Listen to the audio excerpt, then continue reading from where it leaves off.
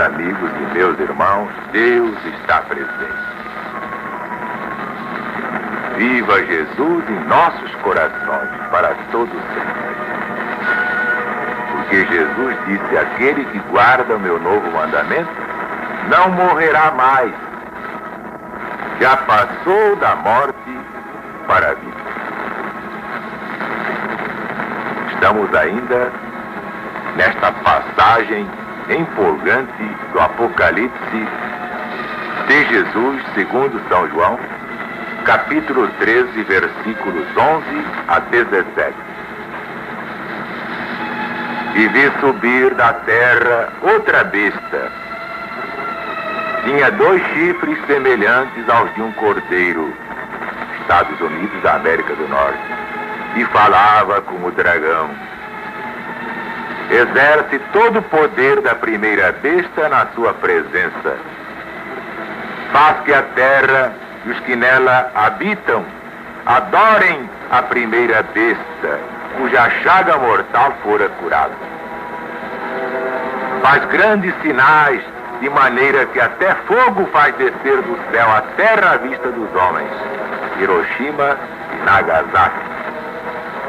E engana os que habitam na terra, com sinais que lhe foi permitido que fizesse em presença da besta, dizendo aos que habitam na terra que fizessem imagem à besta, que recebeu a ferida da espada e entretanto vivia. E lhe foi concedido que desse espírito à imagem da besta, para que também a imagem da besta falasse, e fizesse que fossem mortos todos os que não adorassem a imagem da besta. E faz que a todos, pequenos e grandes, ricos e pobres, livres e servos, que seja posto um sinal na sua mão direita ou na sua testa, para que ninguém possa comprar ou vender, senão aquele que tiver o sinal, ou nome da besta, ou número do seu nome.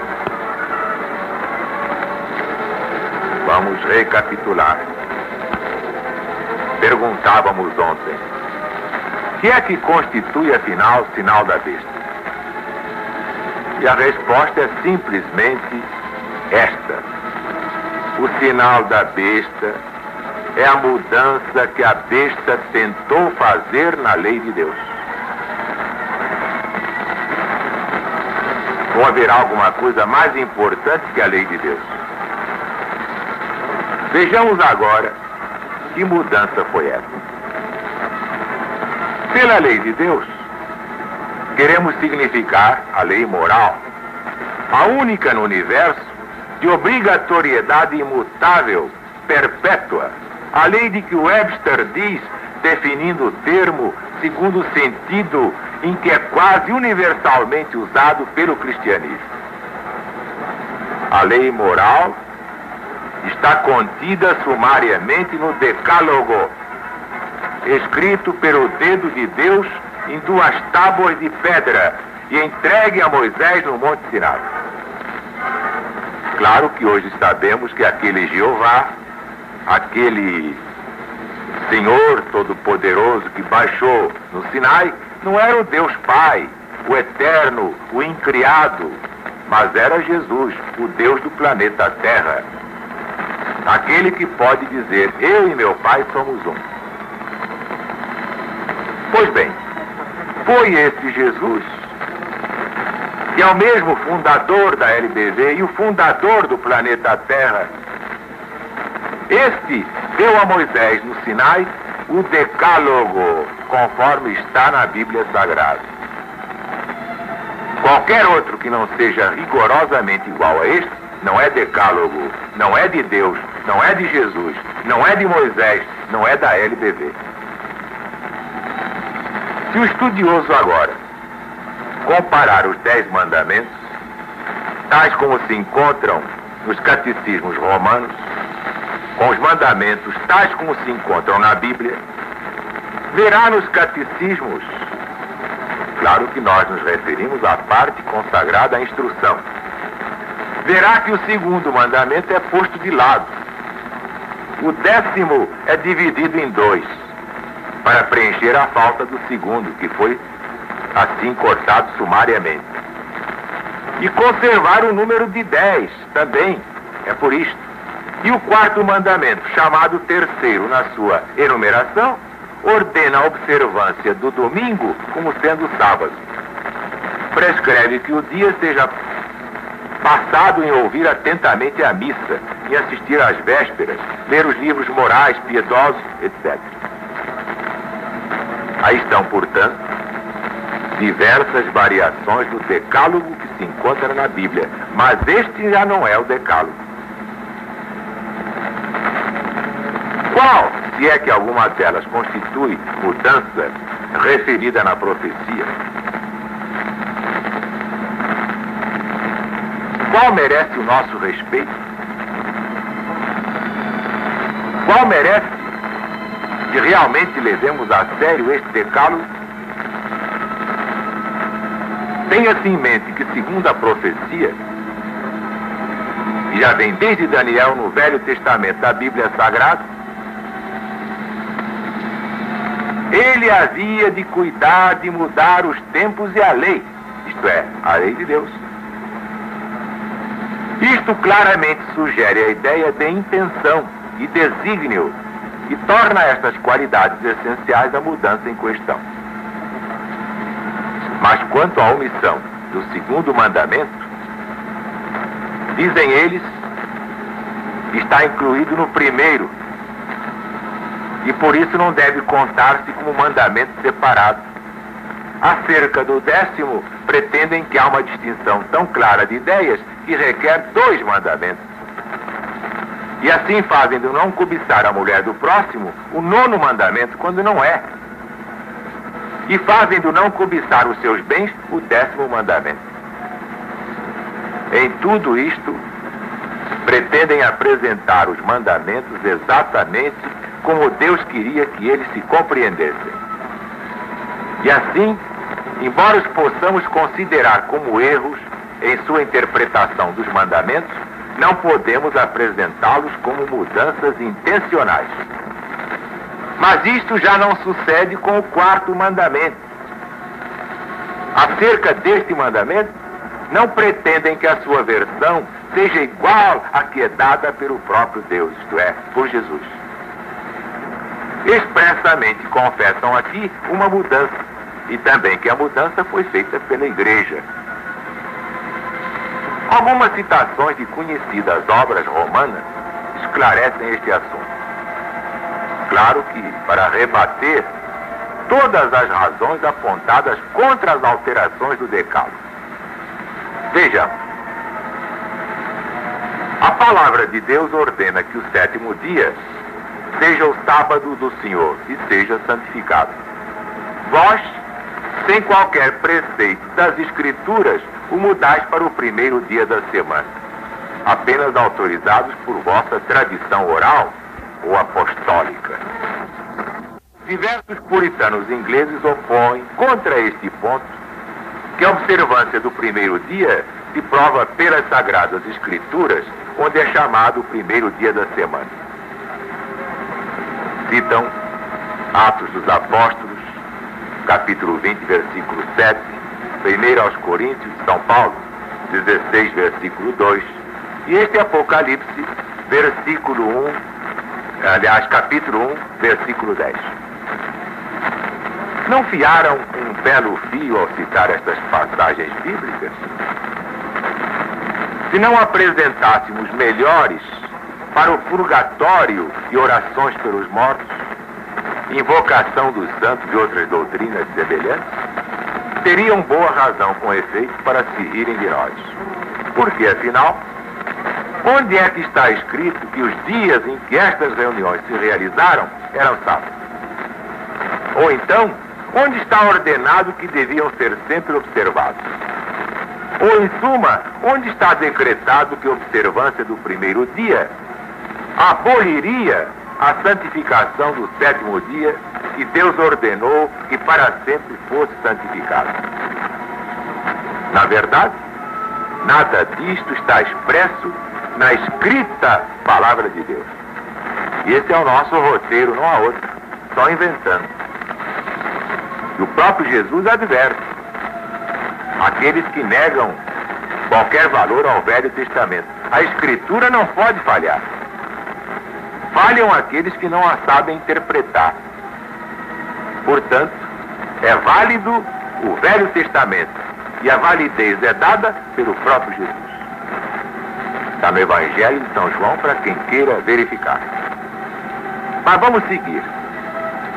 No Catecismo da Religião Cristã, eu estou sempre traduzindo para não parecer pedanteria, falar aqui em inglês, em francês, em latim, em alemão, em grego, então melhor ir logo direto no português, é o idioma nacional, e o português já naturalmente temperado a brasileiro. Pois bem, nesta obra, Catecismo da Religião Cristã, de Kennan, um autor famoso, na página 206, sobre este assunto, quarto mandamento, encontramos estas perguntas e respostas. O que é que ordena o Senhor Deus por este mandamento? Ordena que santifiquemos de maneira especial este dia em que Ele repousou do trabalho da criação. Qual é este dia de repouso? O 7º dia da semana ou sábado, porque Ele empregou 6 dias na criação e repousou no 7º. Gênesis de Moisés, capítulo 2, versículo 2. São Paulo aos Hebreus, capítulo 4, versículo 1. Claro que 6 dias da criação são 6 períodos, como nós vamos ver. Adiante. Deve então santificar-se o sábado para obedecer à ordenação de Deus? Durante a velha lei, e a resposta: o sábado era o dia santificado. Mas a Santa Madre Igreja, instituída por Nosso Senhor Jesus Cristo, absolutamente não foi, e dirigida pelo Espírito de Deus, substituiu o sábado pelo domingo, de sorte que agora santificamos o 1º e não o 7º dia. O domingo significa, e é agora, o dia do Senhor. Estão vendo bem? Vamos a um outro livro. Nas Instruções da Doutrina Católica, de J.P. Kennedy, página 202, lemos o seguinte. Pergunta: que garantia temos de que a guarda do domingo é preferível à do antigo sábado? Resposta: temos a seu favor a autoridade da Santa Igreja Católica e da tradição oral e apostólica. Outra pergunta: ordena, em alguma parte, a Bíblia Sagrada que se guarde o domingo em vez do sábado? Resposta: a Escritura nos ordena que ouçamos a Igreja, que retenhamos as tradições dos apóstolos. Mas as Escrituras não mencionam, em particular, esta mudança do sábado. Entenderam bem? Está claro? Mas vamos continuar. No Catecismo Doutrinário,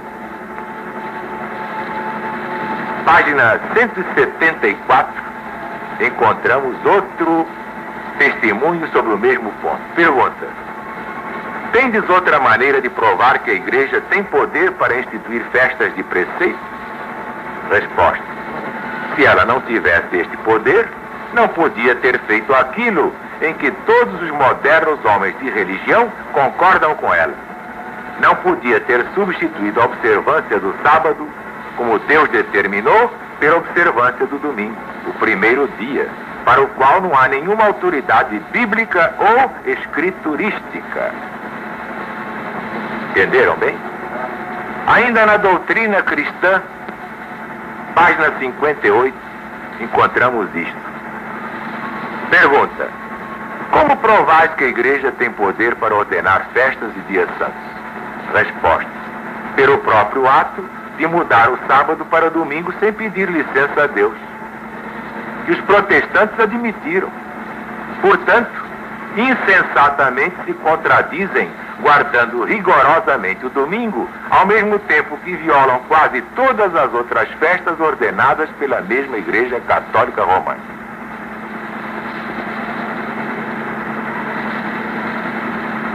Então a Igreja tem poder para mudar uma ordem de Deus? Pode. Ela prova isto guardando o domingo, em vez do sábado, como ordenou Deus no Velho Testamento. Finalmente, Lockhart, de Oxford, no Mirror de Toronto, católico, apresentou o seguinte desafio a todos os protestantes da Irlanda. Desafio tão aplicável ao nosso país como aquele.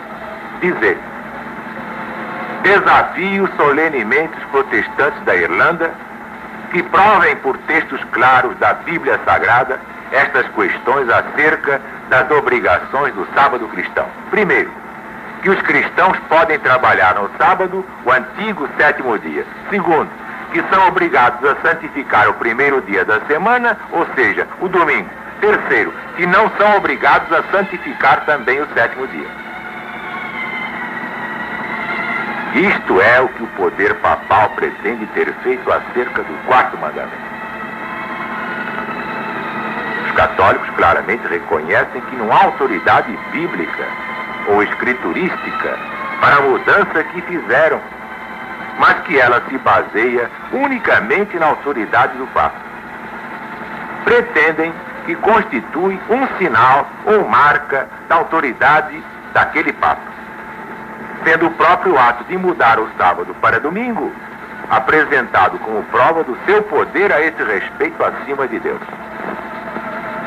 Para mais testemunhos sobre este ponto, basta o livro que se intitula A Troca ou Mudança do Sábado, no qual se encontram extratos de escritores católicos refutando os argumentos geralmente aduzidos para provar a observância do domingo e mostrando que a única autoridade é da Igreja Católica Romana, que a recebeu diretamente de Deus.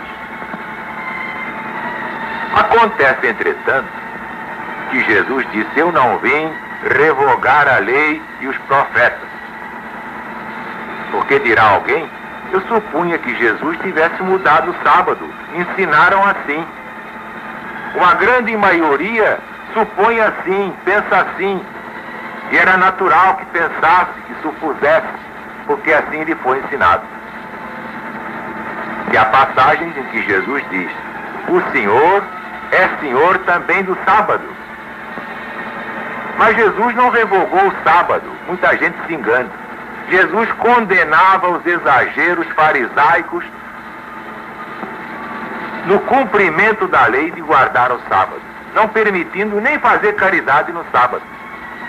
E Jesus fazia caridade no sábado. Então ele condenou o exagero, mas não revogou o sábado. Aí está o engano de todos. Conquanto não tenhamos palavras de condenação contra quem quer que seja, desejaríamos que compreendessem que esse é um dos erros maiores da chamada cristandade, que ainda não existe. Porque ainda não houve cristianismo na face da terra. Só haverá cristianismo quando houver a entronização do novo mandamento de Jesus nos corações humanos. Cristianismo com ódio, com perseguição religiosa, como fazem contra a LBV, contra mim, não é, nunca foi, nunca será cristianismo. Cristianismo é amor. Fora do cristianismo eu nada entendo.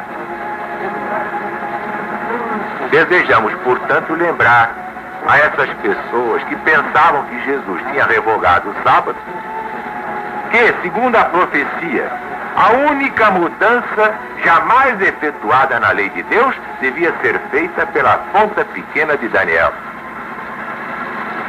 Isto está no profeta Daniel, capítulo 7, no Velho Testamento da Bíblia Sagrada.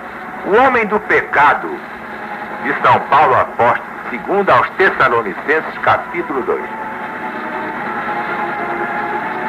Pois bem, a única mudança mesmo feita na lei de Deus foi esta mudança do sábado pela besta. Ora, se o Cristo fizesse esta mudança, então desempenharia o papel do poder blasfemo de que falou o profeta Daniel, de que falou o apóstolo São Paulo. Conclusão suficientemente odiosa e nojenta para afastar qualquer cristão do ponto de vista que leva a este absurdo.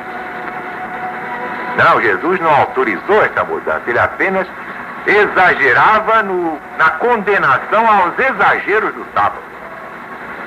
Combatiam exagero com outro exagero. Os fariseus levavam tão a sério o sábado que não se podia nem salvar uma ovelha ou uma pessoa que se estivesse afogando. Não, Jesus condenou os exageros da observância do sábado, mas não revogou o sábado. Não viria a revogar a lei do Pai eterno, porque Deus lhe deu o decálogo para que o desse a Moisés. Portanto, aí está o sinal da besta. Quem mais se identificou com este sinal? A besta de duas pontas, Estados Unidos da América do Norte. Meus amigos, meus irmãos, este assunto é fascinante.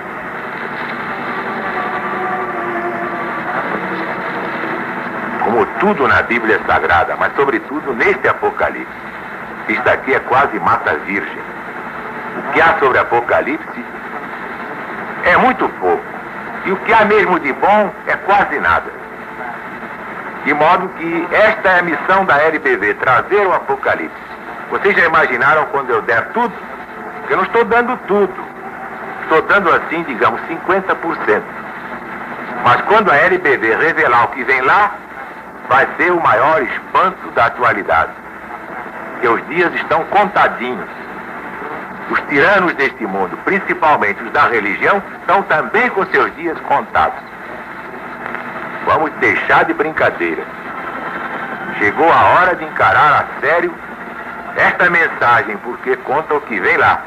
E só há uma forma de nos precavermos contra o que vem lá. É sabermos o que vem lá.